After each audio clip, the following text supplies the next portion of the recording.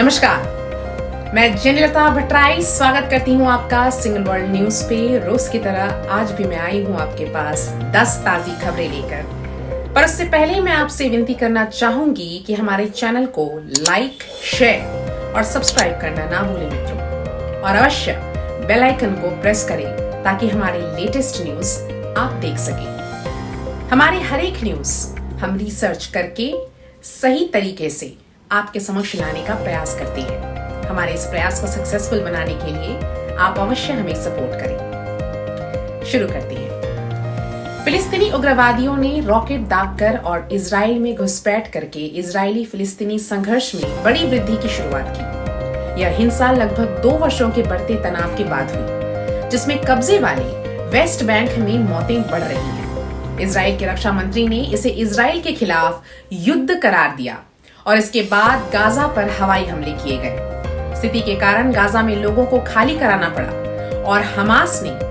हजारों रॉकेट प्रशिक्षणों की जिम्मेदारी ली।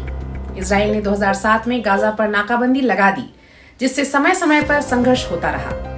वर्तमान वृद्धि क्षेत्र में चल रही चुनौतियों और शांतिपूर्ण समाधान की तत्काल आवश्यकता को रेखांकित करती है।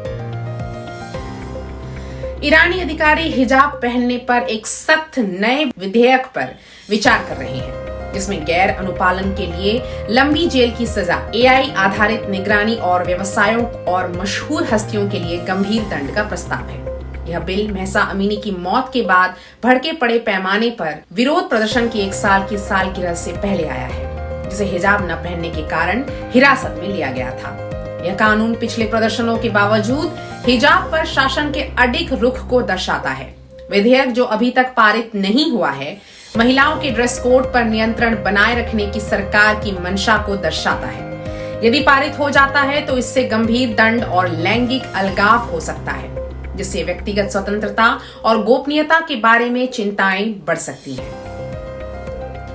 केंद्रीय खेल मंत्री अनुराग सिंह ठाकुर ने हांगझो में एशियाई खेलों में भारत की 100 पदक की ऐतिहासिक उपलब्धि का जश्न मनाया।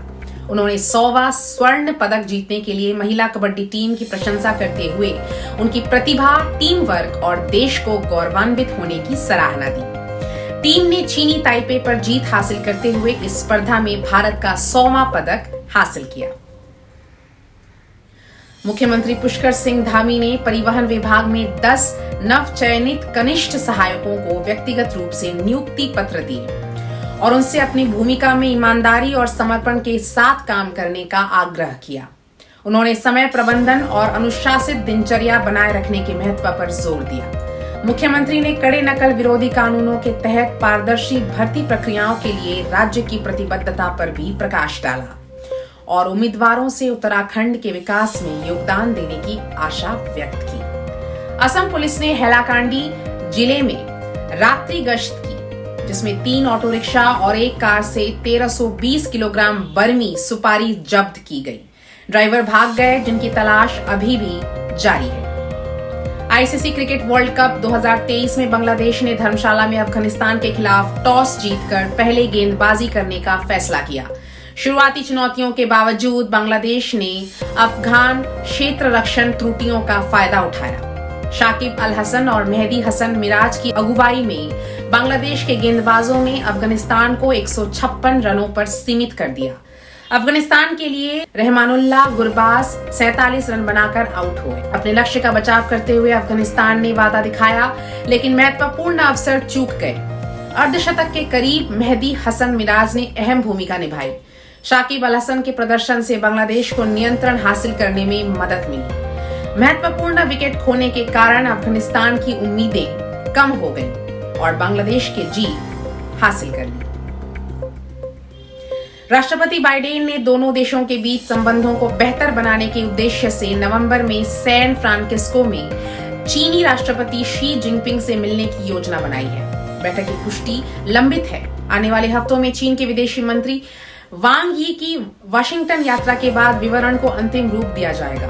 दोनों पक्ष बातचीत और सहयोग की आवश्यकता पर जोर देते हैं। यह बैठक नवंबर 2022 के बाद उनकी पहली व्यक्तिगत चर्चा होगी, जिसमें अमेरिका चीन संबंधों को सुधारने में आमने सामने की कूटनीति के महत्व पर जोर दिया जाएगा।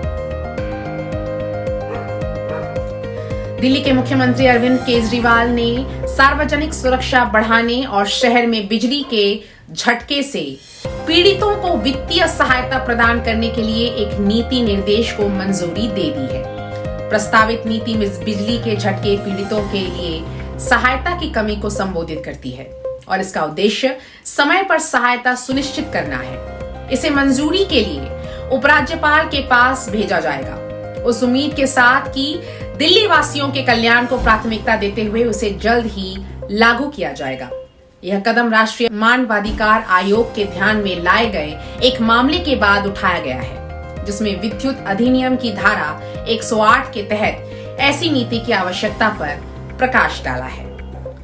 मैकमास्टर यूनिवर्सिटी और हैमिल्टन हेल्थ साइंसेज के एक वैश्विक अध्ययन से पता चलता है कि 6 प्रमुख खाद्य पदार्थों का पर्याप्त सेवन नहीं करने से हृदय रोग जैसे सीवीडी का खतरा बढ़ जाता है। इन खाद्य पदार्थों में फल, सब्जियां, फलियां, मेवे, मछली और संपूर्ण वसा वाली डेयरी उत्पाद शामिल है। शोध प्राकृतिक सुरक्षात्मक खाद्य पदार्थों में ध्यान देने के साथ दिल के दौरे और स्ट्रोक को रोकने में स्वस्थ आहार के महत्व पर जोर देता है।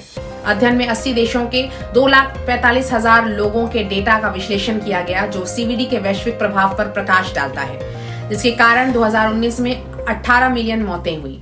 इन खाद्य पदार्थों से भरपूर आहार को बढ़ावा देने से सीवीडी का खतरा काफी कम हो सकता है। राष्ट्रपति शेख मोहम्मद बिन जायद अल नहयान ने अपने रणनीतिक गठबंधन को मजबूत करने के लिए अमेरिकी सीनेटर जोनी अंस्टर्ड से मुलाकात की। उन्होंने सुरक्षा और स्थिरता में यूएई की भूमिका पर जोर देते हुए वैश्विक स्थिरता, विकास और आपसी सहयोग पर चर्चा की। ऐसी और भी दिलचस्प खबरें जानने के लिए हमारे साथ जुड़े रहें और हमारे चैनल को सब्सक्राइब करना बिल्कुल ना भूलें मित्रों। आखिरकार ये सिंगल वर्ल्ड है।